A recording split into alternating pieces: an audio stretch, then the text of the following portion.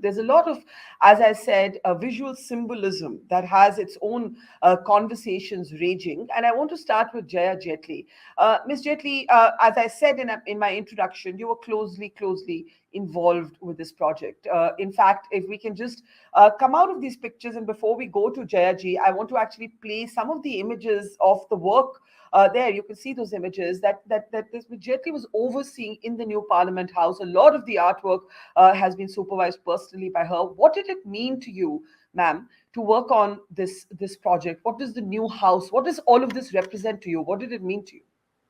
Well, what I found most exciting from the very first day of the first meeting, which we had when the chief architect Bimal Patel addressed us also, was that there was a strong emphasis on art and craft. I don't think ever any political building or any public building has been given such importance to craft and craftspeople. And when half the country is saying, oh, they're dying off and crafts are going to be finished and they're all in a miserable state, I who have felt a resurgence, and I think this is the ultimate for us in a proof of their resurgence, that we have over 350 craftspeople who have contributed to just my Shilpa gallery, which I did hands on. But of course, in the other galleries, we certainly advised and commented. But all the pieces in the Shilp gallery, 8 installations, were done absolutely 100% by the hands of the craftspeople. And the symbols we chose were all above any politics and above any religion. So I was very proud that we could show India's living heritage. And I don't think any country would have as many craft skills as we do.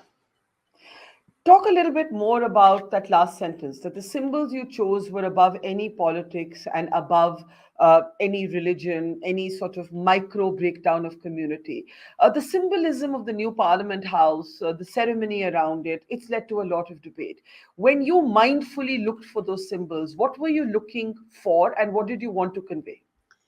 Well, for the common meeting, where all the people who are going to put up art installations or do certain walls or certain murals, the directive given to us by the Culture Ministry was that India is a secular country. We don't want to offend any community.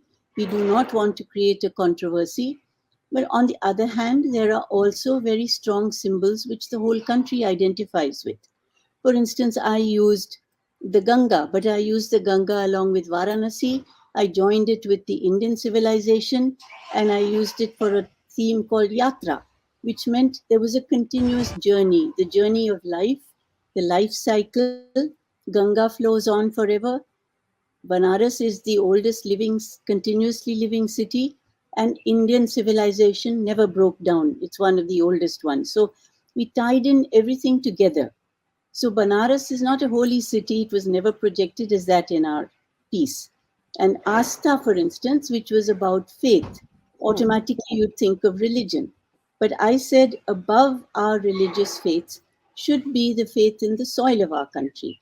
So I lifted it from religion and prayer beads to the fact that we took soil from every state and union territory in the country, either in the form of the pottery they make, or we got the soil from there and made artifacts ourselves. So it was quite a wonderful exercise with each of them, including as many craftspeople as possible. And the other subjects were like the common politics accepted by India, which is self reliance, unity in diversity, integration with nature, the festivals that all the prominent communities celebrate, Hmm. Gyan, which was about the 22 languages of India, elevated to calligraphy and beautiful script writing.